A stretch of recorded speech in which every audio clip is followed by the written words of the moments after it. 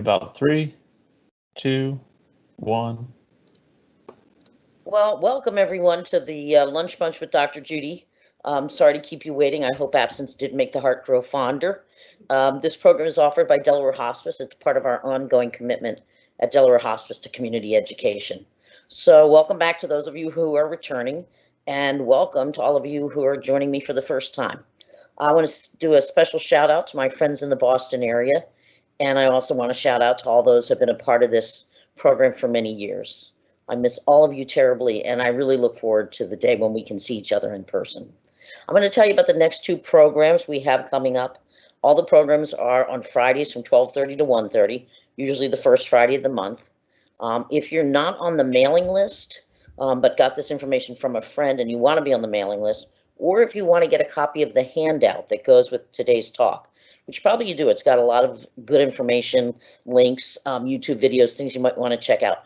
You need to write to Sandra Satterfield, who's my boss. I'll give you her email address. It's all small letters, SSATTERFIELD.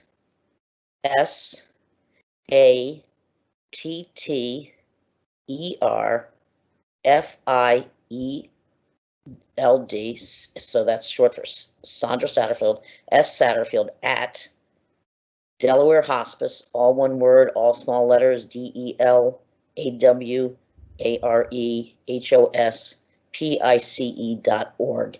And Sandra will put you on the mailing list and send you the handout. So the next talk I'm going to give is on July 10th, which is probably the second Friday, not the first, but because of the holiday, July 4th holiday. We're doing it on the 10th. From 12:30 to 1:30, I will send you the link to it. You'll be on the mailing list for that. And we're going to look at the many benefits of expressing appreciation. Research suggests happiness is found less in the pursuit of possessions or goals and more in the appreciation of what one already has. An attitude of gratitude has also been shown to reduce stress in 80% of those who practice it. That's pretty phenomenal. Mark Twain said, "I can live 2 months on a good compliment." In reality, both the giver and the sender receive benefits, physical and emotional, from giving compliments.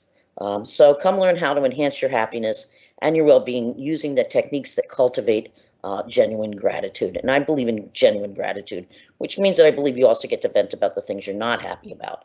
It's got to be real, got to be authentic. And on August 7th, we're going to do a talk that I call your most embarrassing habit is a gift from your insides. All of us engage in behaviors and have thoughts we know are irrational, and yet knowing that doesn't make them stop. These personal idiosyncrasies can be annoying and even disruptive, but when we try to push them away, that rarely works. What might be more helpful is figuring out where they stem from. Even the most seemingly irrational behaviors probably make sense if put back in their original context. For example, a need for control. I don't have that at all. That's a lie. I have it completely. May be rooted in growing up in a chaotic family. Understanding the deeper emotional roots of behaviors may be the only way to finally kind of root them out and be free to them. The poet Rumi wrote, that which haunts us will always find a way out. The wound will not heal unless given witness. The shadow that follows us is the way in." So we're going to go look at that shadow. Your most embarrassing habit is the part of you that refuses to lie about the fact that something still hurts inside, that something is troubling you. So join us for that workshop so you can unlock that secret and unlock your life. It's one of my favorite topics. So let's continue today with today's topic, which is coping with the pandemic part 2. We're going to look at loneliness, anxiety, and insomnia. I know I'm certainly struggling with some of those, and if you are too, I assure you, you are not alone. Let me have a little sip of coffee here. People often ask me, am I the only one who's lonely? I can assure you, you are not. Diana Rabb from Psychology Today talked about how loneliness feels even more difficult to address during this pandemic. She wrote, under normal circumstances, loneliness would be something we have some degree of control over. But the COVID-19 pandemic is making us feel as if we have little control over our lives and our feelings of isolation. So the good news is, I'm going to get to this in more depth soon, is that even micro moments of connection, even brief encounters with other human beings, can have profound impact on both the receiver and sender of a brief moment of empathy. So we're going to talk about how micro moments of connection can actually give you the benefits of more full-blown connection. The important thing to keep in mind, because sometimes now we only have time for shorter connections, and certainly not necessarily in person. Loneliness had already begun to become a public health crisis even before the pandemic. Jesse Dushar in Time magazine wrote, "The coronavirus has exacerbated that problem. With most face-to-face socializing for people still under lockdown orders, indefinitely limited to members of their own household, loneliness is a growing problem. For the 35.7 million Americans who live alone, that means no meaningful social contact at all, potentially for months on end." I'm not sure if you have a phone or you know how to use a computer. In a survey by Cigna Health, 61% of 10,000 people, 61% of 10,000 people said they were feeling lonely. So the majority of people are feeling lonely. Survey of over 1,200 people ranging in ages from 18 to 75 found that at least 20% from every single age group reported feeling lonelier than usual. So on top of the high rates of loneliness that already exist, every single age group felt lonelier than in the past. It also doesn't help that family and friends I was going to say, about 40% of older Americans routinely experience loneliness. So this is really much more of an issue as well for older Americans. And since the pandemic, 1/3 of adults over 70 say they're lonelier than usual. It doesn't help that family and friends are reluctant to visit their senior family members because they don't want to expose them to the virus, since they have an increased risk of dying from it. Totally understandable, but certainly contributes more to the loneliness, which requires us to then take innovative measures to find a way to connect. Research suggests that loneliness increases the risk for depression, lowers the immune system, and it raises blood pressure. Among seniors, loneliness increases the likelihood of death by 26%. Loneliness is very deadly for seniors. It increases the risk of dementia by 64%, and it can be as damaging as smoking 15 cigarettes a day. Connection, on the other hand, and here's the really good news, has been linked to improved recovery from illnesses such as cancer, heart disease, pulmonary disease. So it's linked to recovery from all of those illnesses, and it's also associated with increased longevity. I don't have the statistic in front of me, but Dean Ornish, who wrote a wonderful book about this, had an entire chapter measuring the impact of connection, and it was often just with one other person, some cases even just with a pet. But connection predicted longevity better than things like alcohol consumption, cigarette use, weight, exercise, things that your doctors ask you about all the time. The one thing they don't think to ask you is, how connected are you with other people? So how do we get more connected? Well, one of the key things they've discovered is that having a positive attitude and positive expectations regarding connection is absolutely key. A research study that evaluated different approaches to reducing loneliness found that the most effective program was one that taught people to counter their negative thinking about themselves and others. Really important to know. Most effective program they had was one that helped people feel more positive about themselves and others. They suggest that those who are chronically lonely are more apt to be particularly sensitive to and watch for rejection or judgment by others. Now, I think we're all pretty prone to this. We're always afraid when we're in a room full of people or meeting other people, we feel like we're on a job interview. We feel like we're being sized up. And since most of us are painfully aware of our flaws, we live in fear that other people will see those flaws. And so if you're already a little anxious going into a social situation, unfortunately, you're going to be even more prone and more cued into anything you experience as negative social information. And in an uncertain situation, we assume the worst. Believe me, many of us are prone to this. For example, if you're in a room with a lot of people, or you're sitting next to somebody and the person next to you is pretty quiet, we may assume that they don't like us. That's not an uncommon tendency to assume that because somebody's quiet, it must be us. They don't like us. And what we're doing is we're really projecting our own inner criticism onto the perceived judgment of others. Whatever we don't like about ourselves, we assume others see that in us and have the same judgment against us. Saw a great quote the other day that said something about The good news for those of us who are worried about how people think about us, the good news is that they really aren't thinking about us, because mostly in a social situation, probably the person next to you is as worried about whether you like them as whether they like you. But the expectation that things won't go well can become a self-fulfilling prophecy. It's important to understand that this pattern of negative thinking grew out of real life experiences, maybe rejection in childhood by peers or parents. So you didn't just come up with this idea that people aren't going to like you. You've had experiences that made you think that and believe that. Even if it's a distorted belief, many of us carry it, and it does come into how well we open our hearts to other people. But you have to look at it with eyes of compassion, because it grew out of experiences that made us feel unworthy and unlikable. And you can't heal these negative thoughts with more judgment. You must heal them with awareness and compassionate understanding of these judgments. The challenge really is to identify those knee-jerk kind of negative statements that we say about ourselves and whether people are going to like us, and instead try to open your mind to the possibility of testable hypotheses. Well, I don't really know whether they like me or not. So we have to assume that some of our knee-jerk responses could be wrong. We have to entertain the possibility that they're not facts, and approach them as testable hypotheses, and give the person an opportunity to get to know you. You can consider other possibilities, like perhaps I will have a good time, instead of the minute you're about to engage with somebody being afraid that it's going to be terrible. And maybe those judgments aren't that person's judgments; they're really my own. The goal isn't really here just to put on smiley face and be positive, but it's to be open to the possibility that you might have a positive exchange with another human being, and that others really aren't judging you. So you don't have to really completely be able to, evaporate those thoughts in your head that I'm not worthy. You just need to be willing to consider the possibility that they're your judgments and they're not the judgments of other people, and at least be willing to sort of test the hypothesis that perhaps they will like you or you will have a good time.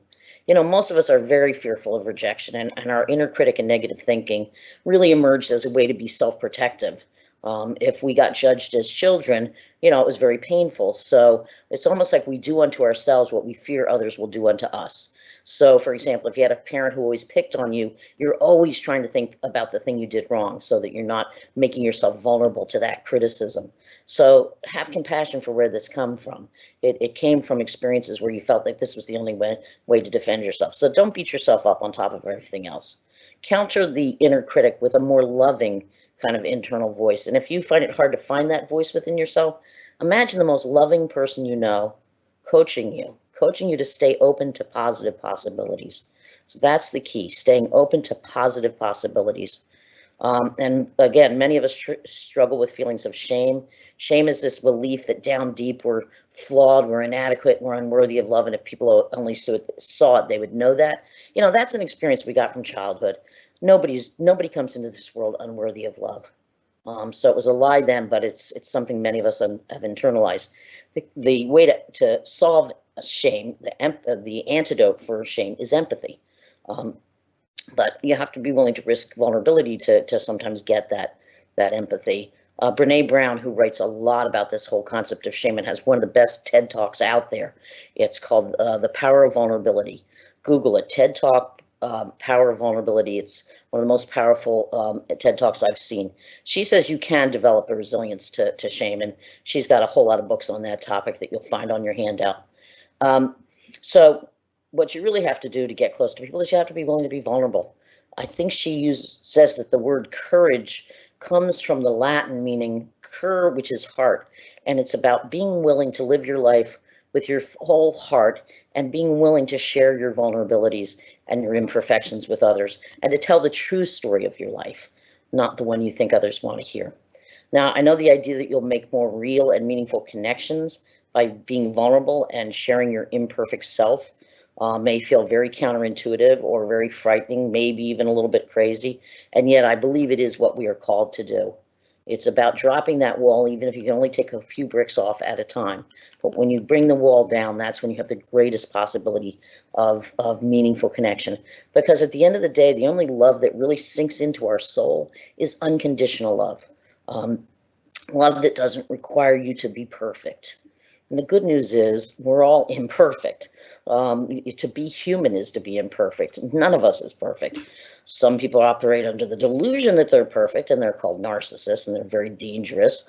But most of us, know that we have imperfections. So unconditional love is when you really let yourself get close to people and know that you're not perfect and that they don't expect you to be perfect. It does. Unconditional love doesn't mean that the person who loves us isn't annoyed at times by our in idiosyncrasies or our less noble parts, but it means they love us anyway. And that's truly the only kind of love that is meaningful and connection that is meaningful. We may wish they were perfect, they may wish we were perfect, but we know neither of us is, and we love each other anyway. So if feelings of unlovableness or unworthiness or a fear that people won't love you, or if you aren't perfect, compromise your ability to open yourself up to other people, don't ignore that, because that deserves help. That's a wound that's as serious as any physical wound. The belief that we're not lovable and don't deserve love. Because love is the key to enriching and enjoying our lives. So if you cannot unlock the key to your heart because the key is on the inside, please let someone help you with that. I think it's one of the best reasons to consider going to therapy for anybody. Because most of us, carry this wound. So I wanted you to just promise me with whatever you hold sacred, to stop ignoring that wound. Because the first and most essential step in the process of creating your best life and being connected with others is learning to love yourself. And don't expect that you'll heal this overnight and love yourself all the time. That's just not realistic. Sometimes you just need to fake it till you make it. If you act as if you deserve connection and love and you risk putting yourself in social situations, positive experiences will happen and they can reinforce that worthiness, which in turn then makes it easier to take risks. So we all need love from the inside and also love from the outside. People often say to me, well, I should just be able to love myself from within and not need love from other people. But you know what? That's not true. We are social beings. We are relational beings. You first learn to love yourself by having love put into you by a caring parent. Many of us had people that fell short on that. But, if you don't internalize love as a child, it's very hard for you then to have that pocket of love inside yourself to draw on. So it's not an either or. You need love from within and you need love from without so that you can keep that love within going. And you need that love within to draw on when maybe you are alone and don't have other people to help you with that. So I just want you to know that whoever you are, you matter, you have value, and that every child born into this world deserves love. The Buddha said, if your compassion does not include yourself, it is incomplete. So when you find yourself in a social situation and that inner critic starts kicking in, get out of your head and focus on those around you. I think one of the best things you can do is look around for someone in the room who also looks quiet or somebody that you just feel drawn to, and go over and just ask them questions, get to know them. It'll take your focus off your own self-criticism and help you engage with another human being. Because believe me, that person's probably just as nervous about whether someone's going to like them. Every new connection can feel a little awkward in the beginning. Don't expect it to be perfect. Strive for connection, not perfection. And also notice that in any group, that self-confident extrovert who is up there commanding everybody's attention, this is the rare bird. The rest of the room is filled with people also concerned about being accepted. So give yourself credit for being courageous when you reach out to other people. Build your comfort with getting closer to other people in small steps if you need to do that. And the really good news is that starting small not only helps today, but it builds toward better relationships down the road. Because even micro moments of connection, to explain what that means in a few minutes, micro moments of connection, brief engagement with another human being has a profound impact on our overall physical and emotional well-being. I heard this topic presented at a conference, the Psychotherapy Network conference in Washington, D.C., and this woman, Barbara Fredrickson, and she's written a book called Love 2.0, talked about these micro moments of connection, and I found it so compelling that I got her book, and she's got a lot of solid research behind what she says. So I want you to listen to what she has to say. She says that love and connection happen in micro moments of positivity resonance. Now, that's a typical psychologist. We put a lot of fancy words around it, so it sounds like we know something you don't. But really what it is, micro moment of positivity resonance means you are resonating with another human being in a positive way. So a smile exchange, just looking at somebody and smiling them, saying something compassionate to somebody, standing in line behind you and, they drop something and you can tell they're embarrassed. You're like, oh, I did that 100 times. A hug, can't do those so much today unless it's immediate family. An empathic, understanding look and just listening creates a powerful connection between two people. It increases both the emotional and physical health of both the person who sends that brief moment and receives that brief moment. So you don't have to be an extrovert or even have a partner to enjoy the benefits associated with love. Researcher Barbara Fredrickson wrote, "Love blooms virtually any time two or more people, even strangers, connect over a shared positive emotion, be it mild or strong. Micro moments of connection create biochemical changes that improve your physical and emotional well-being." What do I mean by that? They also enhance your ability to keep connecting with people. That's what's very powerful about that. Let me break it down. There are three key players in the biology of love and connection. Mirror neurons, mirror, like you look in a mirror, neurons, oxytocin, which is not oxycodone, oxytocin, it's a normal hormone that exists in our body, and vagal tone. And let me explain what those mean. It's not as complicated as you might think. The first is mirror neurons. It turns out that when you are really listening to another human being, your brain literally mirrors their brain. They had a team of researchers at Princeton scan the brain of someone who was telling a story. And then they scanned the brain of somebody listening to that story.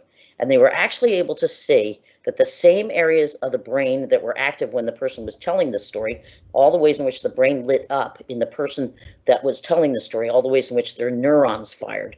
The people listening to those stories, their brain neurons started to light up in the exact same patterns. Now, most people listening, their brain activity mirrored the storytellers with just a short time lag. So they'd hear the story and they were just a little bit behind. But literally the same neurons would fire in the brain of the listener as in the brain of the storyteller, which I think is mind-blowing. And really fascinating is the people who really listened, because they gave them a questionnaire afterwards to see how much they had listened and retained.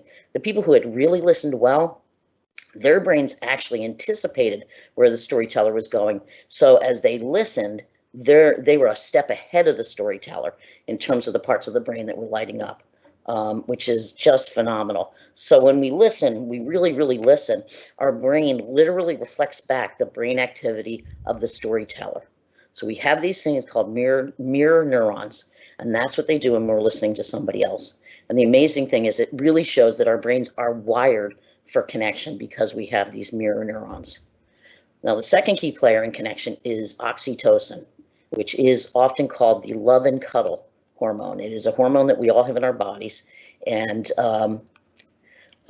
it's something that you can increase in your body just by behaving kindly, sharing something personal with another person. That raises your oxytocin level. A good example of something that raises your oxytocin level is you're in the grocery store and there's a mother trying to handle a kid who's screaming their bloody head off, and part of you wants to scream at the kid and scream at the mother, but instead you look at that mother and you go, "Oh, sorry, I've been there, we've all been there." Some kind of empathic look. That empathic exchange between you and that other person raises the oxytocin level in you and in the person who receives your empathy. And the reason that's important is because the increase of oxytocin lowers your heart rate, lowers your blood pressure, reduces feelings of depression, and actually even increases pain tolerance. So oxytocin is a good thing, and you like to have it elevated. And just by doing something kind and empathic or engaging with another human being in a kind or caring way raises your oxytocin levels. Now, the final player in this experience of connection is called the vagus nerve. The vagus nerve literally connects your heart from your head. According to Fredrickson, and I quote, "Your vagus nerve stimulates tiny facial muscles that better enable you to make eye contact and synchronize your facial expression with the expression of another person. It even adjusts the minuscule muscles of your middle ear so you can better track a voice against any background noise." So the vagus nerve helps us tune into the other human being, match their facial expressions, listen to them, make good eye contact, and literally affects how well our ear can track the conversation we're having. And it turns out you can measure the strength of the vagus nerve, and in that, the strength is called vagal tone. People who have high vagal tone adapt better to changes. They can regulate their glucose levels, which is key to diabetes, and they can reduce inflammation in their body. And research shows that inflammation in the body is the cause of many, many diseases. So you want to raise your vagal tone. Good news is you can strengthen your vagal tone by practicing something very simple called the loving kindness meditation. I've given you a link in your handout if you want to literally see how it is done, but I'll explain it to you. But if you want to see somebody doing it, check out that link. Basically, what you're going to do is close your eyes and imagine someone you love sitting across from you. You're going to picture them, you're going to remember all the things you like about them, and you're just going to allow your body to be filled with warmth and tenderness toward that person. And then you're going to imagine saying something to those people. Usually you say 4 things and you repeat it. I think you repeat the 4 things 4 times. So it may be, may you feel loved. May you feel safe and protected. May you feel happy and peaceful. May you feel loved and at ease. And so you do those, you say 4 positive. It should be very simple. I've got some in the handout, but you can use whatever you want. But what you're really just doing is imagining that you're sending love to this person. And most people repeat it with a number of different people. Some very devout people will imagine sending love to people that they don't like or they're, angry with. And it's also always important to imagine sending it to yourself. You can picture yourself as the adult you are now, or you can imagine your inner child, the younger part of yourself receiving that love. So you're basically just sending 4 loving messages 4 times for each person. And again, it's in your handout, and it's a very simple technique, and it's called the loving kindness meditation. It's from the Buddhist tradition. Now, in her research, Fredrickson found that people who practiced the loving kindness meditation for 15 to 20 minutes 3 times a week significantly increased their vagal tone. So something very simple. Like the loving kindness meditation, 15 minutes 3 times a week made their vagal tone stronger, which made them more flexible emotionally, helped reduce their glucose levels, helped reduce inflammation, and it increased their ability to form positive connections with others. So the meaning of this is twofold. First, you can help yourself and you can help others in very simple, short connections. And since we're living in the pandemic, that's important to know, and it's an important thing to help us realize we don't need long extended connections with people to benefit from connection. So your body and your psyche will respond to these micro moments of connection. And secondly, the other message in this, and I want you to really think about, is that love begets love. Fredrickson writes, by learning how to generate self-love, and she's talking, for example, the kindness meditation, sending love to yourself. By learning how to self-generate love, you raise your vagal tone. And with higher vagal tone, your attention and actions become more agile, more tuned in to the people in your midst. You become better able to forge the interpersonal connections that give rise to positivity resonance. Through vagal tone, then, love begets love. Likewise, evidence suggests that positivity resonance raises your oxytocin levels. And under the influence of oxytocin, you grow calmer, more attuned to others, friendlier, and more open. Here, too, your skills for forging connections sharpen and increase your ability to cultivate positivity resonance. So then again, through oxytocin as well, love begets love. As Fredrickson says, through love, you become a better version of yourself. And as your better self, you experience love more readily. And this whole process only requires a smile, a hug, maybe a virtual one these days, a story shared, a moment of kindness, an expression of empathy, and something as simple that you can do today as the loving kindness meditation. So we don't need long extended connection. You don't have to have a full-time partner. You can create these moments of connection virtually anywhere when you interact with other human beings just by being kind. And it's going to help you physically, it's going to help you emotionally, and it's going to make you better able to form better connections. So love begets love. Get out there and start being kind. It will work well for you. I know we're going to run out of time. I'm going to do my best to cover the rest of this. Here are just some other ideas about how to deepen the connections you already have. Because basically, as Kelsey Killam in Scientific American said, fundamentally, there are 2 ways to overcome loneliness: nurture your existing relationships or form new ones. So you've already got some connections. One of the ways to feel less lonely is to make those connections more meaningful and deeper. And the key to learning to have deeper connections is learning to be fully present with the people in your life. That means listening attentively and opening up yourself and sharing more of who you really are. Listening doesn't require having the answers. I always say this when people are, how do I help somebody who's grieving? And, what do I say? And what I say to people, there's no magic words. You can't take someone's grief away. But if you listen, if you just listen and say, tell me more, you're giving that person the gift of not being alone with their feelings and thoughts. There aren't answers. Don't think that that's what helps. What helps is being willing to listen and to listen non-judgmentally and just make the person feel seen and heard. And that's it. There's no quick fixes. But again, listening without judgment is the greatest gift. It's the gift of feeling heard and feeling understood. And this is a quote, and you can find the author in your handout.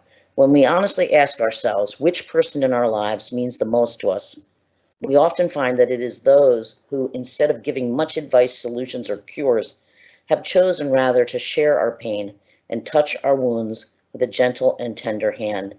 The friend who can be silent with us in a moment of despair or confusion, who can stay with us in an hour of grief and bereavement, who can tolerate not knowing, not curing, not healing, and face with us the reality of our powerlessness, makes it clear that whatever happens in the external world, being present to each other is what really matters.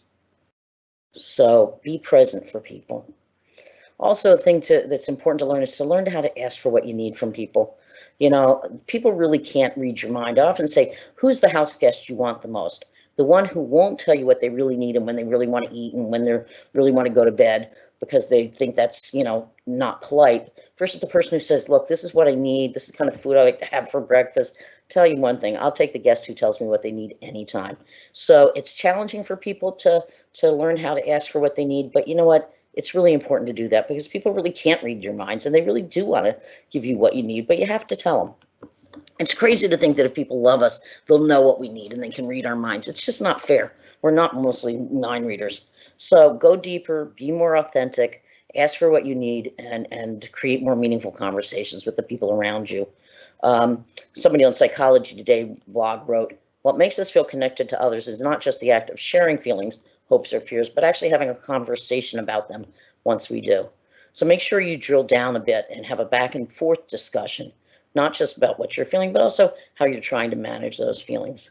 Research shows that men in particular benefit a great deal from learning to open up and speaking to friends. And I've got a couple of books for men on building friendships. One's called Breaking the Male Code, Unlocking the Power of Friendship. So opening up, sharing parts of yourself, your authentic feelings can bring you closer to those you really value. But also make sure you're not just listening, you're also sharing. We need both. Other ideas for staying connected. Do remember that we are all in this together. In some cases, people are reporting they actually feel closer to their neighbors, for example. According to a survey conducted by Nextdoor, 37% believe their neighbors have become more important in their lives. 35% had shared essential supplies with their neighbors, and 49% believe that their relationships with their neighbors would be stronger after the crisis.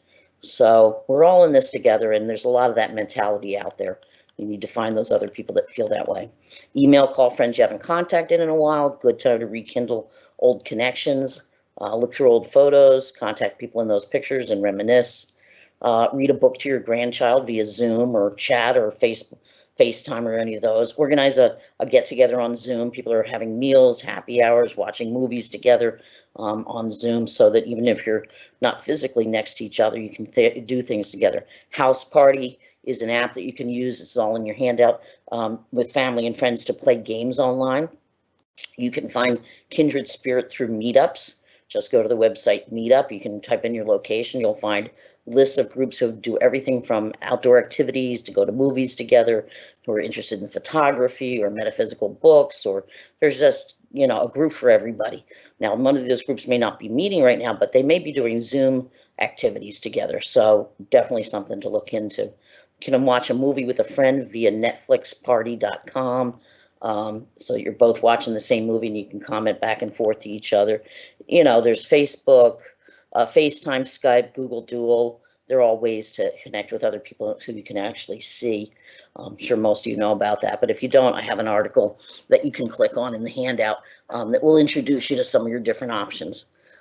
If you're really feeling lonely and you really need somebody to talk to, there is actually something called Quarantine Chat. Quarantine Chat allows you to talk on the phone with somebody else who's stuck at home, somebody else who just wants to have somebody to talk to. So that's a that's a option that's out there for you. There's always hotlines that you can call if you're really having a hard time, and I've listed those. You know, there's all kinds of online courses. I've put information about that in there. Online communities. There are online communities that get together over all kinds of different topics. You know, whether it's a shared hobby, interest, passion. And I put down like the top 10 Facebook crafting groups, ultimate list of travel communities. So you can find those and Google your own as well. There's a lot of online support groups that you can join. Turn to the number 2 me hosts free online groups for people dealing with anxiety, suicidal thoughts and feelings, depression, stress management, and general mental health issues. And again, the link is in your handout. There's an article I put there for you that you can access called the 7 Best Online Anxiety Support Groups. And then there's the Depression and Bipolar Support Alliance, which does online support groups. You can volunteer online, believe it or not. You can log into the United Nations. They're always looking for volunteers. I have an article there called 9 Places to Volunteer Online, and another article on how to get involved with virtual volunteering, all in your handout. Another way to think about this isolation is that it could be an opportunity to get to know and accept yourself better. It's also probably what people are afraid of. They're alone with themselves. And there's somebody said once, you're never less alone than when you're alone. And I think they were talking about all those little voices in the head, and I don't mean hallucinations, but you know, the different parts of ourselves that speak up, and some of which are very critical. So it can be hard to be alone with ourselves. But if you can sit and tolerate it, this really could be an opportunity to get to know who you really are. Dr. Russell Fulmer wrote, "The person I am behind closed doors is my authentic self, whereas when the door opens, I become a performer. I'm performing for the masses and myself. Taking the step toward an authentic experience with others, and most importantly yourself, is to take a step into the unknown. We have performed since our birth, and now is the time to learn who we really are." I think it's a really great opportunity to form a good relationship with yourself. I've given you a list of personality tests you can take online as a way to start getting to know yourself, just as a way to, you know, because even if you think they're inaccurate, that's going to give you information about, well, no, I don't think that's really true about me. Well, then what is really true about you? Journal writing, always a good way to get to know yourself. I've listed a couple of good books on that. I think for many people, the real challenge is learning to love and accept themselves. In addition to getting to know themselves. I'm just going to give you one key, and this will be probably a whole other talk some other time.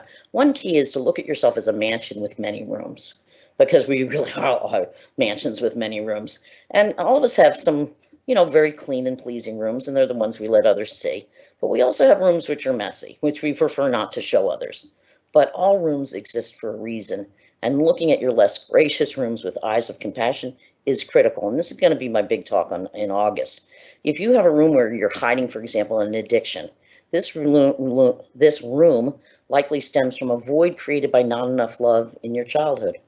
And if in another room you have a passive aggressive part of yourself, well, this is probably the result of growing up in a family where it wasn't safe to get angry or express your anger openly. This is the talk I'm going to give in August. Your most embarrassing symptom, your messiest room, is the part of you that refuses to lie about the fact that you hurt inside. And, you know, it's important to take a look at that. It's a coded message from your insides. It's an unconscious attempt to both mask and reveal an underlying problem. As I said, it can seem irrational, but if you peel back the layers, you would likely discover it probably has a profound and very logical meaning and was a way you adapted in childhood. These problems are trying to get your attention, and these unresolved issues will actually have less control over you if you open the door, go inside, and ask, you know, what hurt created you. But again, that's a big topic. Understanding is essential to acceptance, and a number of good books I've got listed here. For example, No Enemies Within. That's one of my favorite books about learning to love.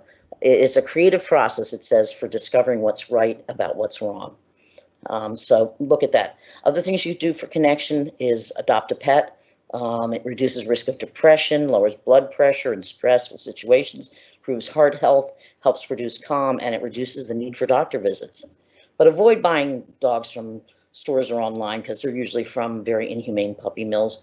There's tons of places that have dogs available who have been rescued. Pet Finder is a really good way to find dogs. That link is on your handout. All right, boy, we only have a little bit left. I'm going to talk about anxiety. Stress can be thought of as the body's reaction to a perceived threat, to something that matters, something or someone that matters to you.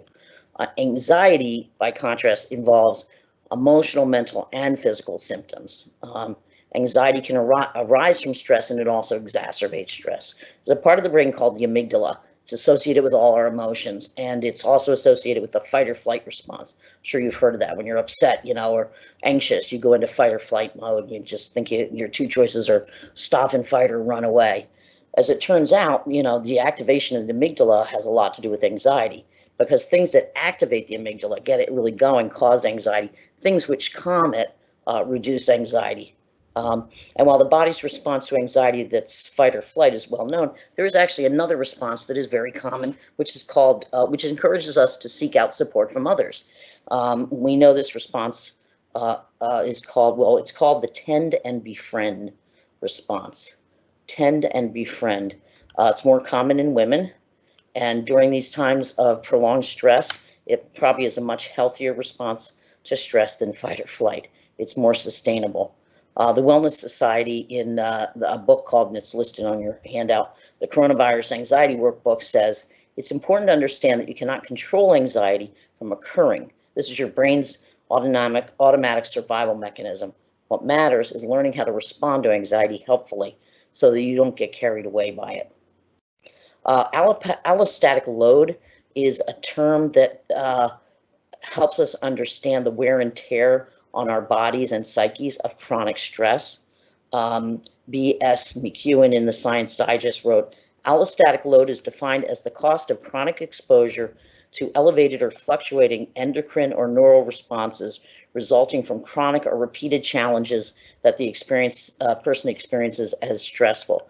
So it's a allostatic load reflects both neurological and hormonal changes that happen when you're under a chronic stress. And allopathic load is a measure of the wear and tear on your body of that stress. Living through a pandemic with so much uncertainty, with reduced social contact and no end in sight, certainly creates chronic stress. So a high allostatic load is something that most of us are experiencing, and it's the reason many of us are having significant exhaustion and brain fog. So if you're having that, it has to do with your allostatic load. A high allostatic load can create the following. The woman wrote about it. I still feel like I'm in a constant daze. I'm confused and exhausted. I have no idea what day it is or what I should be doing. Sure, I could help with my husband organize the garage or do an online yoga class, but I can't even focus on where the kids' sports equipment is and gardening tools should go. While many people are busy planning Zoom happy hours and game nights, I'm slogging through the daily grind. I'm barely getting done in a day what I used to get done before noon. I feel slow, off kilter, and generally out of sorts. Turns out this exhausted while seemingly doing nothing feeling actually has a name, allostatic load. So important to realize that chronic stress takes a big toll, and it does cause things like lack of motivation and low energy. Concerns about the impact of chronic stress led one author in Scientific American to suggest this is a time to treat yourself and others very gently. It's a time for non-judgment, leeway for extreme emotions, extra naps, and extra ice cream. Whatever helps you feel less afraid, tired, and lonely, do that and do it again. So just another encouragement for reducing stress by not being so hard on yourself. I know we're going to run out of time. I'm not going to go through all this. I'm going to say that there's the most common approach to anxiety is something called it's kind of a cognitive behavioral approach. What that does is it has you challenge some of the negative thinking that's causing your anxiety, some of the distorted thinking. I'll give you an example, overgeneralization. This distortion involves taking one bad experience and applying it to all situations. For example, the last time I got sick, I didn't think I was going to get sick, and I did. I bet I'm going to get sick with the coronavirus. So it's overgeneralizing, catastrophizing, which involves assuming the worst is going to happen. You hear people dying, and then you immediately start picturing everybody you know dying. Filtering, that means you're filtering out the good stuff and only noticing the bad stuff. Black and white thinking, jumping to conclusions prematurely. These are all the kinds of thinking problems that lead to anxiety. Emotional reasoning is another example. I feel something, therefore it must be true. I feel really scared, so something bad really must be about to happen. So with cognitive behavioral, they help you identify those thoughts and then challenge them. They use something called the think technique. True. T is true. Is it 100% true? And if not, what are the facts? Helpful. Is it a helpful thought? Is it going to be helpful to me or others? Is it an inspiring thought? Does it inspire me, or does it just have the opposite effect? Is it necessary? Is it important for me to focus on this thought right now? Is it a kind thought? If not, what would be a kinder thought? And sometimes writing out your fears and then doing that technique of challenging them can be helpful. A lot of times my experience is that people who have bad anxiety, the thoughts are irrational, and you recognize that, and recognizing it isn't enough to just turn it off. And that's where I think other approaches to anxiety can come in handy. For some people, though, the challenging the thinking can be very effective. But other techniques, if that doesn't work for you, are things like distracting yourself. Right now you can get online and easily take a course on calligraphy, playing a musical instrument, mindful coloring, puzzles, jigsaw puzzles. Anything that distracts can be helpful. And the other big thing, of course, is relaxation techniques. That's one of the best things for anxiety because it's a very body-based approach to anxiety. And that's, when you've thought through how irrational it is, and that just doesn't make it go away, it's still sort of your body that's wired up. So I'm not going to go through all the relaxation exercises, but they're listed in your handout. Deep breathing exercises. Sometimes counting is easy. There's the 7, 4, 8, which is you lie down, you breathe into a count of 7, you hold for 4, and you release to a count of 8. Sometimes the numbering and just counting your breath is a way to just distract your mind so that you can let your body relax. There's all kinds of mindfulness meditations. I've got information about that in your handout. Guided visualizations, really good for those of us who have minds that need to be distracted. You can do a body scan. That's where you just, go through your body from head to toe, relaxing each part of your body. Yoga is a fantastic way to deal with anxiety. I got some videos on yoga you can look at. I have somebody here locally in Rehoboth who does virtual classes, and there's a link to her Facebook page and her phone number. There's all kinds of apps you can download right now for relaxation techniques. Some of the most common are Calm, Headspace, something called Rooted, which is very good for panic attacks and anxiety, Insight Timer, which is considered one of the best for sleep and anxiety and stress, and then there's something called Aura, which claims that it helps you take care of your emotions, get restful sleep, and become the best you with Aura. There's a lot of online resources like that coronavirus anxiety workbook that I've mentioned. Again, it's all in your handout. Here's a few other things that help. Stand up straight. I often am standing up straight, but people think I'm hunching down, but it's really just because I'm so short. Okay, here's what somebody wrote. When we are anxious, we protect our upper body, where our heart and lungs are located, by hunching over. For an immediate physical antidote to this natural reaction, pull your shoulders back, stand or sit up straight with your feet apart, and open your chest. And this helps your body start to sense that it's back in control. If you can get your body to relax, it will tell your psyche to relax. Reaching out to others is also something we've just finished talking about, but really good for anxiety. Don't be alone with it.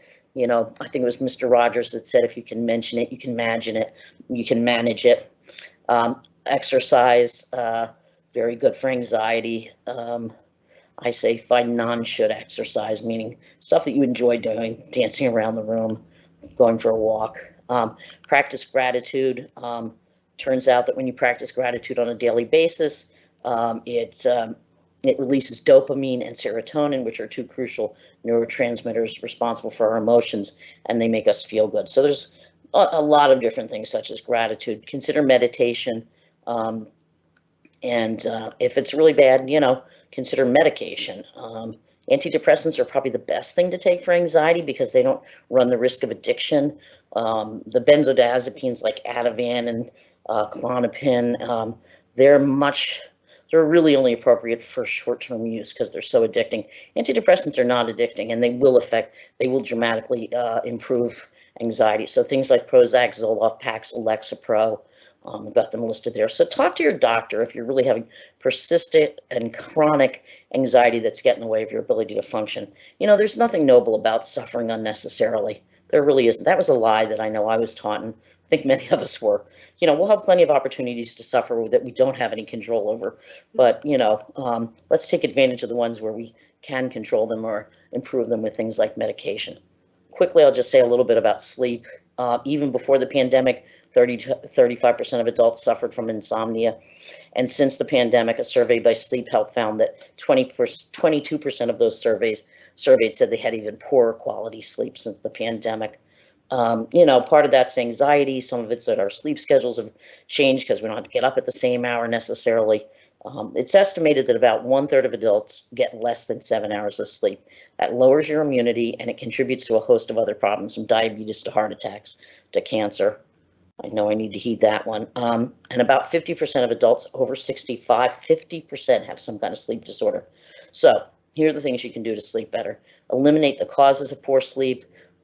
Create a schedule, stick to it. That's critical. Avoid stimulants like coffee, caffeine, alcohol, nicotine before going to bed. Create a good sleep environment. That means a comfortable bed, quiet room, cool room. Heat is not good for sleeping. Use your bedroom only for sleeping and sex. Take the TV out and don't read in bed.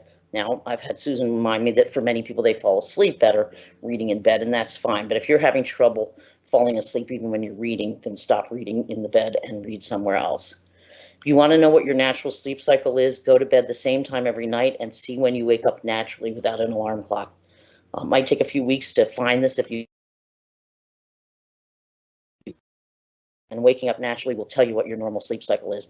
Weighted blankets, there's a reason they're working so well. Usually before we fall asleep, we have a drop in our cortisol levels, and cortisol is the stress hormone, and that helps people fall asleep.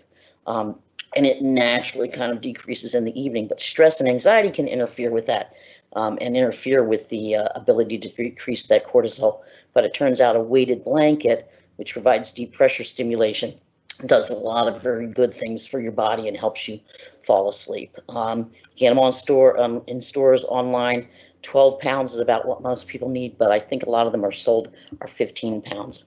So use stress reduction techniques like meditation and prayer and yoga. That will certainly help you sleep. If you can't stop worrying about something, write a short note about it and agree to postpone any further thought about it until the next day when you'll wake up and be more refreshed. Create a pre-sleep ritual that is calming that you do an hour before you go to bed. And that means not watching scary television shows an hour before you go to bed. Lower your lights or use low wattage bulbs. That helps your body fall asleep. Stay away from blue light. According to Harvard Medical School, blue light, which is created by electronics with screens as well as energy efficient lighting, is increasing our exposure to blue wavelengths, especially after sundown. And blue light reinforces our production of melatonin. Melatonin is a naturally occurring hormone that peaks during darkness and helps us create the urge to sleep. While all light suppresses the secretion of melatonin, blue light suppresses it even more. So if you have to read from an iPad, try not to use a backlit device. Use an e-reader that requires another source of light. So reduce blue light. Turns out that really keeps you awake. Use a flashlight or motion activated night lights when you get up to go to the bathroom rather than turning on the lights. Taking a hot bath or shower can really let your brain know that it has to go to sleep, and there's an explanation in there for that. If your room is too noisy, utilize earplugs or buy a white noise machine or just run a fan. Although actually there's something now called pink noise, which is better than white noise. Pink noise is much deeper and has slower waves than white noise, according to assistant professor of neurology. Not only does it help people sleep better, but studies have shown that it helps with memory and function the next day. So you can find pink noise machines these days online, Amazon, and in the stores. A few last things, then we're going to stop. Exercise 20 to 30 minutes a day, but not before bed. Wake up with the sun. Sunlight or bright light helps reset the body's internal clock. Get more exposure during the light during the day. So get outside. Don't be sitting on your computer, except when you're listening to me. If you are working, try to take breaks and take a walk outside. Let more light into your home. Light boxes that are used to treat seasonal affective disorder can be purchased online or in Walmart, and they can help with that. If you can't sleep, don't lie in bed for longer than 20 minutes. Get up and sit in another room and read a book or listening to soothing music until you get tired. Do so with the lights down low, however. But don't lay in bed for more than 20 minutes. Better to get up and read and try to get tired and then go back to bed. Some people use this technique, get into bed and try to stay awake, because that paradoxical intention will decrease your worry about not being able to fall asleep. It's the worry about not being able to fall asleep that sometimes keeps us awake. Check your medications, make sure you're not taking anything that might be keeping you up. Don't put up with pain. Pain will keep you awake. So if you're in pain, take appropriate medication. Hide the bedroom clock or turn it around so you can't see it. If you wake up a lot during the night, that's only going to freak you out. Don't eat large meals before bedtime. Don't nap during the day if you can resist that, because it'll make it harder for you to fall asleep at night, although I've had few people challenge that, and I don't know. That's what they say. Eat a snack an hour before going to sleep, and the best combination is tryptophan-containing foods with a carbohydrate. For example, turkey is very high in tryptophan, so eat about a half a sandwich of turkey on whole wheat bread. Other good foods include bananas, small bowl of low-sugar cereal, peanut butter on whole grain crackers, apple with mozzarella, string cheese, or yogurt and granola. So something high in tryptophan with a carbohydrate will help you sleep. You can't fall asleep, lie on your back and wiggle your toes up and down 12 times. Wiggling the toes of both of your feet at the same time. This apparently will relax your entire body inside and out and is known to help people fall asleep. Rub your stomach. This soothes the digestive system and can put you into a state of relaxation. I have a description on how to do that. I also have the medications, prescription medications. If you really go through a bad phase where you just cannot fall asleep, and people think, I'll be so tired, I'll definitely fall asleep tomorrow night, and then they don't. So sometimes you might need a medication on a very short-term basis just to reset your sleep schedule. But again, usually most doctors will not give you more than 10 of these, and there's a good reason for that. There are a few that work differently. For example, Rosaram, I don't know how to say that. It works differently than other medications because it actually triggers melatonin receptors, which are associated with better sleep.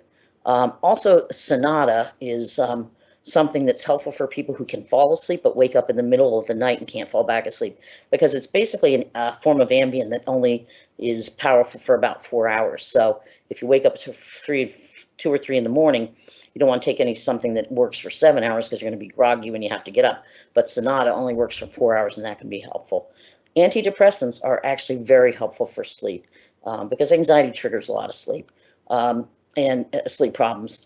Some of the antidepressants that are used a lot for sleep are things like trazodone, and it's been known to be very helpful. All right, if you wake up groggy, that's me, drink some water and get outside for a 20-minute walk. I'm very lucky to have my dog who allows that for me. Hydration helps with grogginess, so drink the water. Low intensity exercise can eliminate fatigue symptoms by 65%, so go outside and walk. The light will wake you up, and a meal within an hour of waking will help get your brain started. If your insomnia continues for more than 2 weeks, you really should see your doctor.